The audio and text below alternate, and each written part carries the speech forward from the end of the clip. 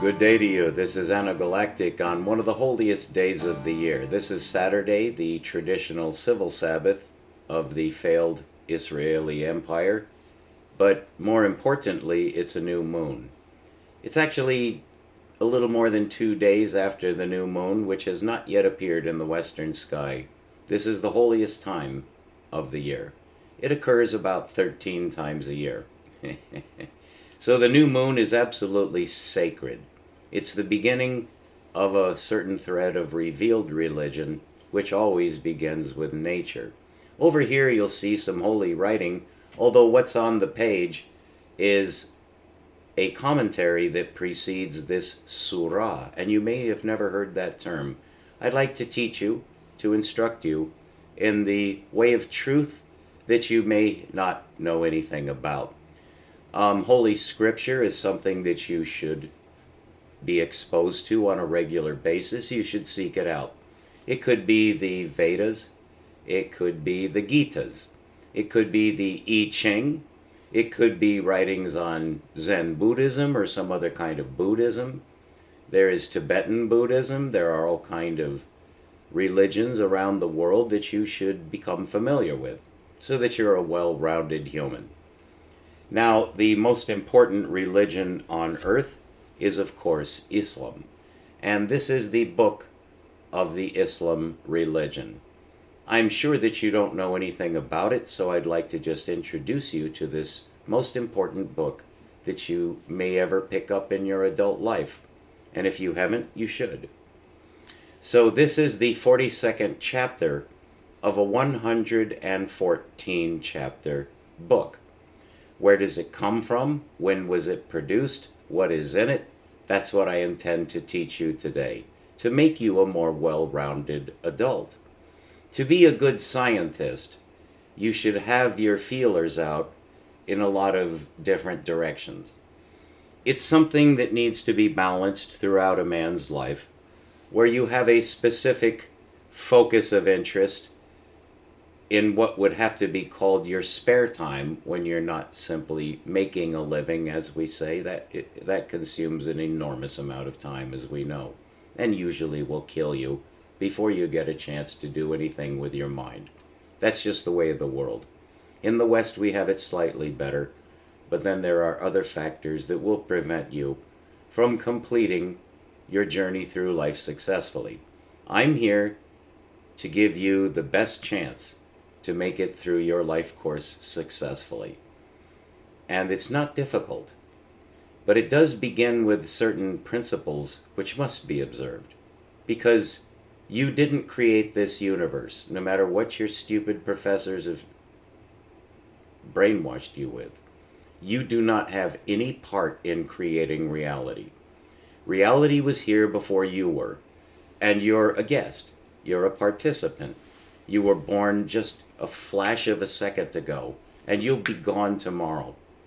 So you really are meaningless in that sense. But of course you're not, and I don't suggest that you are. You're the opposite of meaningless.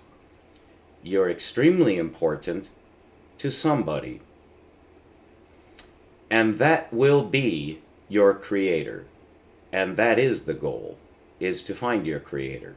And once you find your creator and respond naturally and correctly, which a 5-year-old normally will do, by the age of 5, you should be fully converted to the way of heaven. Because that's what you were born for, is to pupate, is to die so you can become a real being. We're beings in making down here. We're grubs. We're like maggots in a pile of shit, waiting to become flies. And very few of us make it to become flies.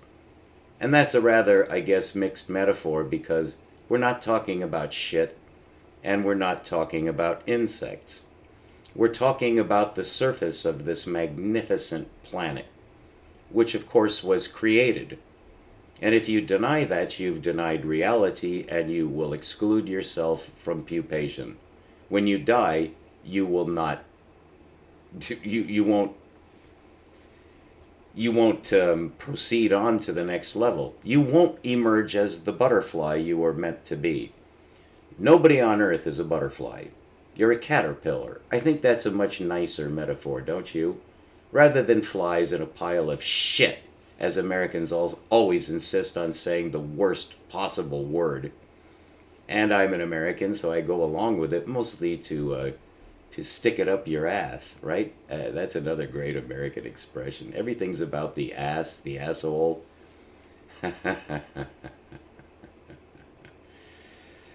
So this is the 42nd chapter of one of the holiest books that's ever been produced on earth, because it is a valid guide to the way of heaven. And this has influenced billions of people over the course of over 1,000 years. And if you're unaware of that, or that surprises you, well, welcome to reality, the part that you were not allowed to know because your United States government hates you.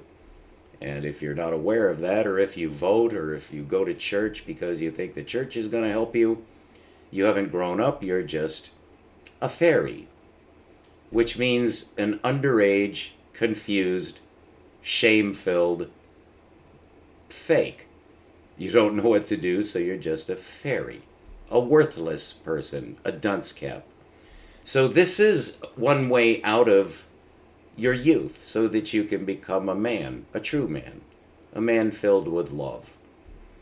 Are you? Only you know, although people around you will find out pretty quick, and a man such as myself will see right through you.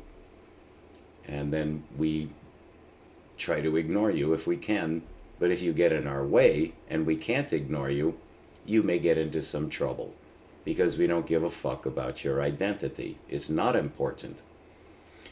This is important. The universe is important. The earth is important. The actual disposition of humanity, humans, the human race, what are we? That's very important. But you have to know why, of course, and very few men find out who are not exposed to wisdom. This is a book of wisdom, and that's what a full-grown man wants. And if you're not sure if you're full-grown, and none of us ever are fully grown, we're always beginners, but there's a progression, and you do get better, you do mature, and you're supposed to keep maturing all the way to the end of your life. How do you know if you're maturing or mature? What's the spectrum? It's love, true love. And it's fair to say that none of us knows what that is, but we want it. We know that it's the highest good, is true love.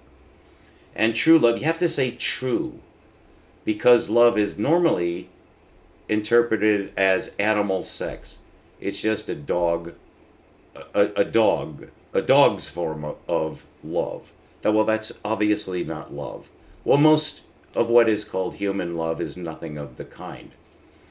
So what we're trying to do is grow up into love, to become more loving and part of love, to receive love, express love, join with the lover, and that is the real goal, is to find the entity of love, which of course has to be a being. But as Islam points out, and this is the Islam book, the holiest book in Islam, love cannot be described, it cannot be defined. You'll never see it. It's way beyond the capacities of a human caterpillar. But we know, and we are also being invited to what we know, that we're not always going to be caterpillars crawling around as a really incompletely born creature. The Lord Yeshua, blessed be his name, blessed be the name of Lord Yeshua. Lord Yeshua, Yeshua HaMashiach, blessed be his name, in the name of his Father. He showed us that we can go to heaven, because he did. Even though he died here on earth, he still went to heaven, not having changed at all. He went to heaven as the same man who died in that tomb. So we do know that we're meant to be butterflies, but we don't lose anything of what we are here. That's why if you can't shake off your non-butterfly side, you won't make it. It's just obvious you won't make it. You have to become like the Lord Yeshua in some sense. And the Lord Yeshua is far above Islam. He's far above Muhammad the Prophet. Muhammad the Prophet is a very important man in heaven. He's a heavenly man. And he said, and I already knew, but I agree with him, in his very broad, compassionate Catholic view of humans, that there are guides in every culture, that there are wise men given to all people. That just because the Japanese are isolated out on their motherfucking island in the Pacific, that doesn't mean that there aren't any real men in Japan. They're not all atheists. They're certainly not all degraded. They are just as they're just as human as everybody else. So are the Arabians more blessed than other people? No, they are not. Do they have the Quran, which is the last book of prophecy? Yes. And of course they're blessed by heaven in that way. And statistically, they're the most responsive of all the people who've ever lived on earth to the way of heaven. So I do believe that the Islam nation, which is a single nation, it's a true nation, it's actually a redeemed nation. The United States is a shit nation, and all the nations of Europe are shit nations.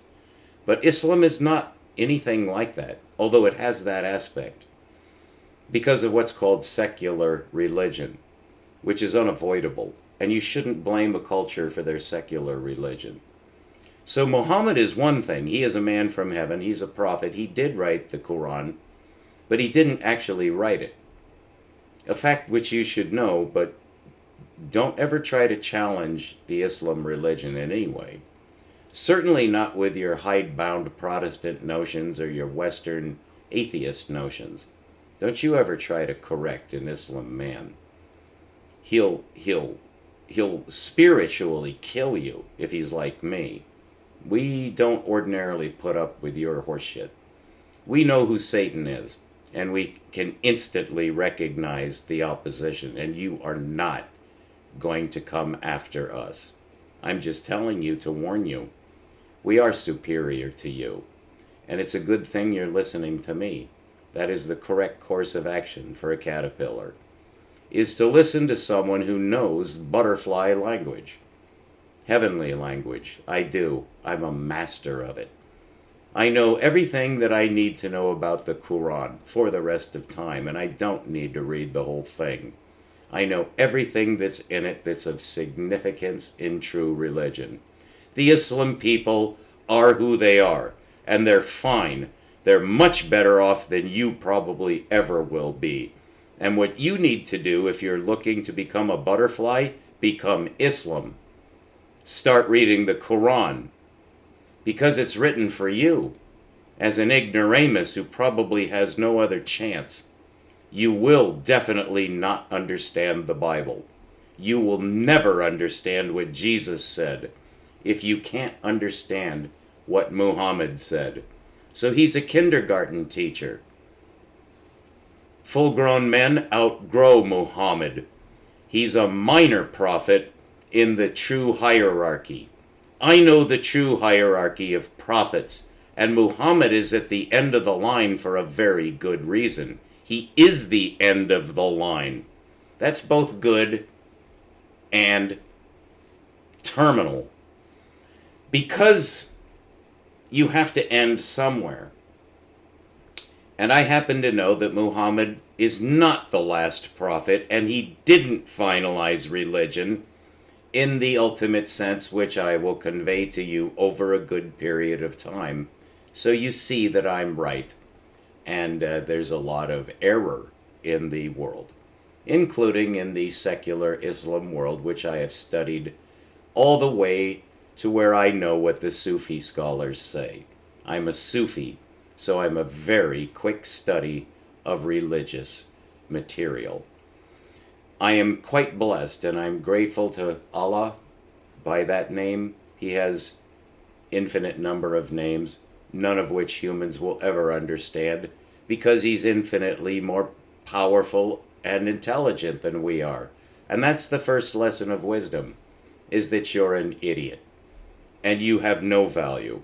You're worthless. You're a hunk of clay. And whatever happens to you, you're going to return to being a hunk of clay. So whatever value you might have in the long run, where the universe might have use for you, it has to do with what happens in here.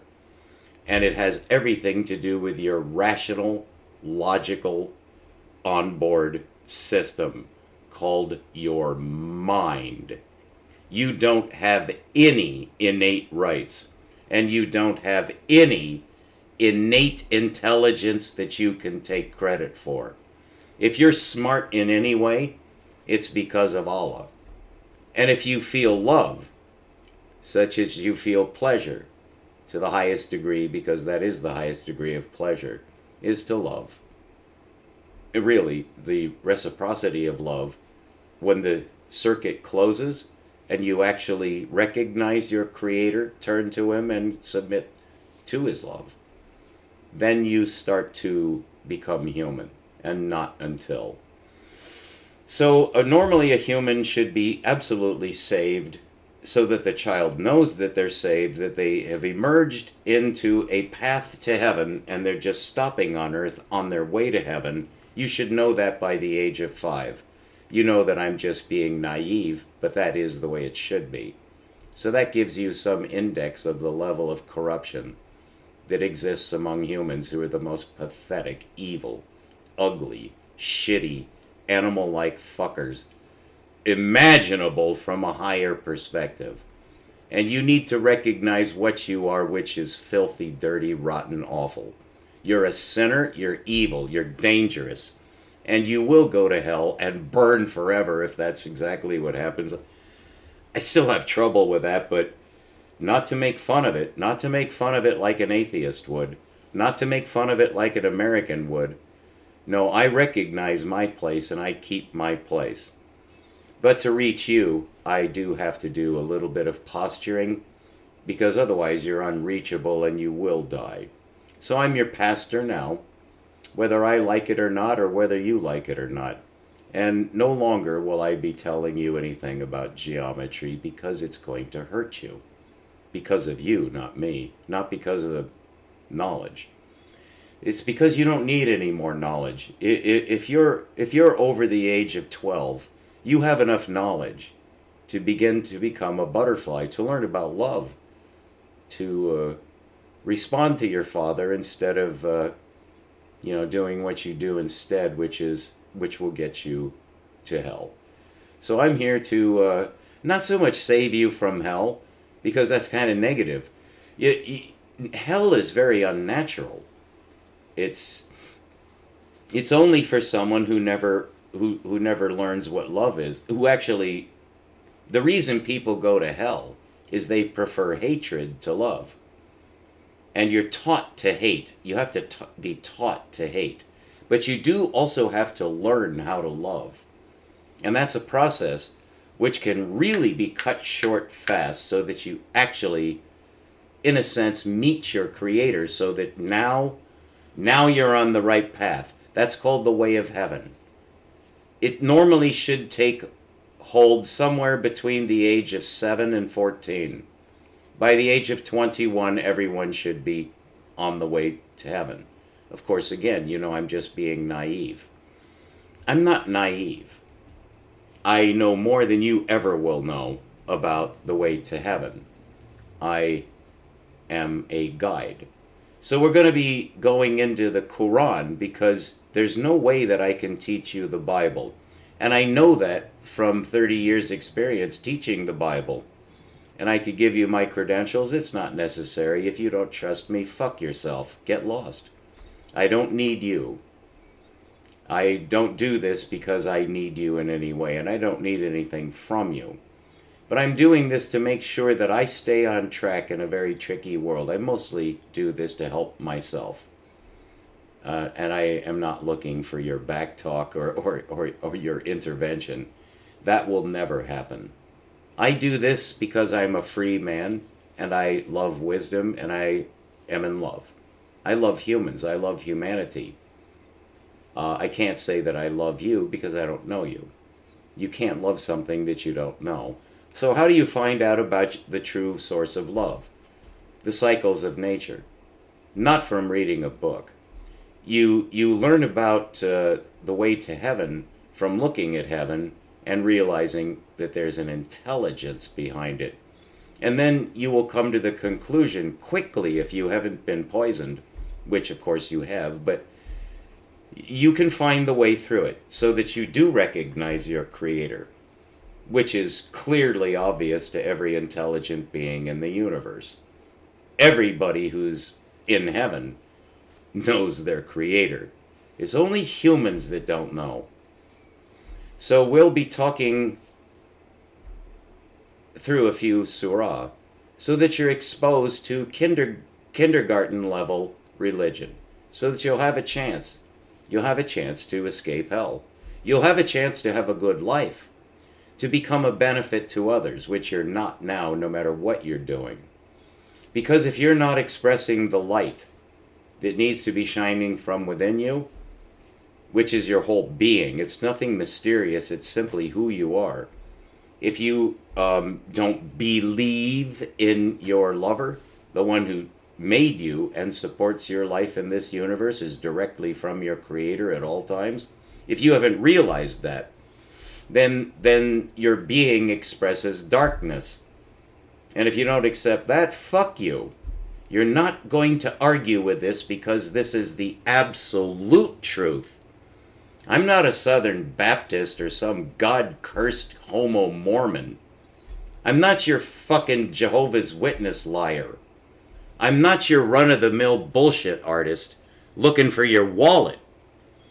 I do this because I'm a man of heaven. And this is what we do. We communicate. You have nothing to say. So don't leave any comments unless it's in support of what I'm doing. And then see if you can get me an interview somewhere.